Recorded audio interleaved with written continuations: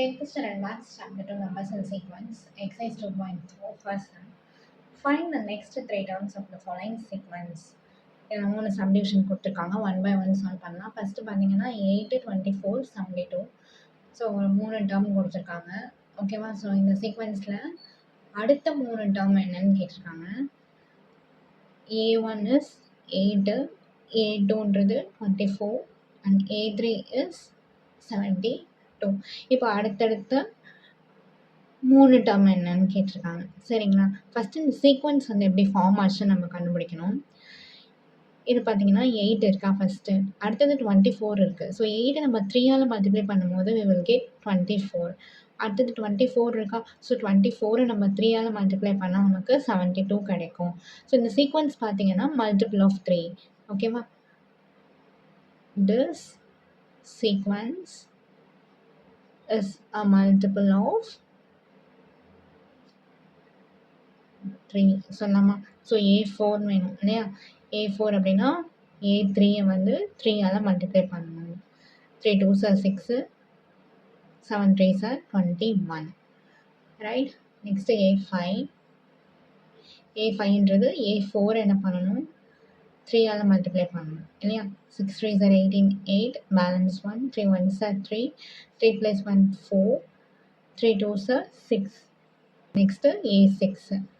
648 into 3.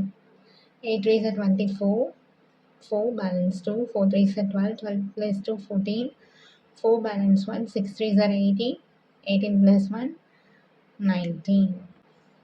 Therefore, the next 3 terms are 216, 648 and 1944.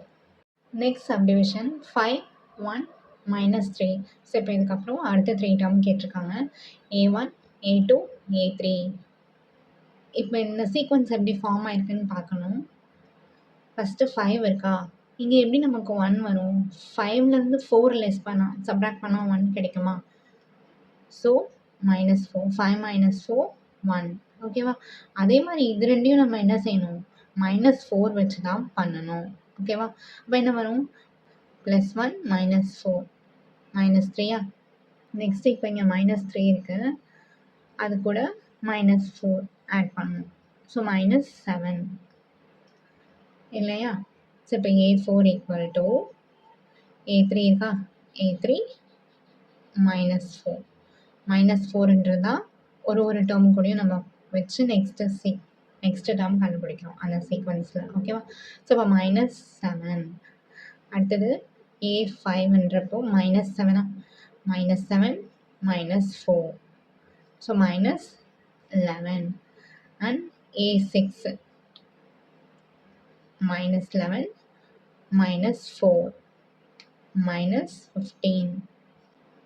Therefore, the next 3 terms are -7 -11 -15. Next third subdivision 1 by 4, 2 by 9, 3 by 16. இதெல்லாம் next 3 term கேட்டிருக்காங்க. So A1, A2 and A3. இப்போ first நம்ம இந்த sequence எப்படி form ஆச்சுன்னு பார்க்கணும். 1 by 4 இருக்குது. n by n plus 1 the whole squareன்னு சொல்லலாம்.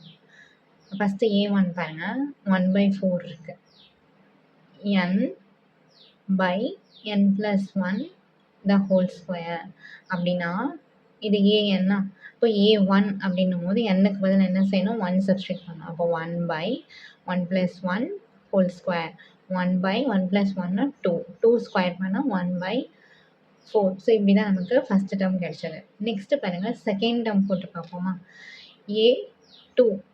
So 2 by 2 plus 1 n plus 1 the whole square.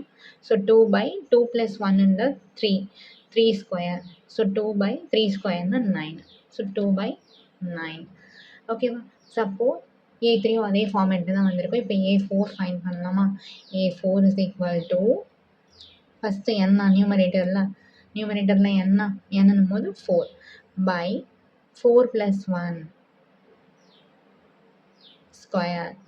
So 4 divided by 4 plus 1 become 5, 5 square. So 4 by 25. 5 square பண்ணலாம். 5 into 5, 25. Next A5. N by n plus 1 the whole square. 5 by 6 square. So 5 by 6 6 36. Right? Next A6. அப்போ n என்னும்போது 6 தான் போடணும். 6 by 6 plus 1 whole square. So 6 by 6 plus 1 7, 7 square. So 6 by 7 7 so 49. So next three terms are 4 by 25, 5 by 36 and 6 by 49.